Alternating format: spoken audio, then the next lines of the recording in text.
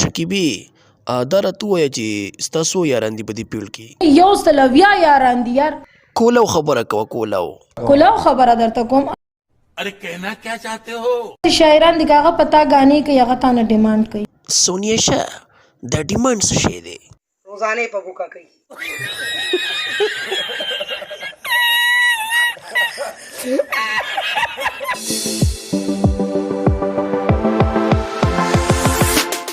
ګرانو کتونکو نن زموږ سره سټوډیو کې شکیبه موجود ده.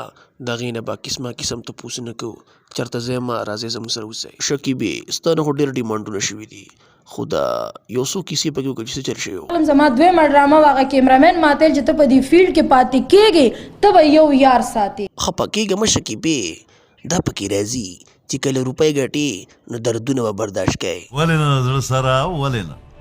شکیبې دا راته ووایه چې ستا څو یاران دي په دې پیړ کې؟ 120 یاران دي یار.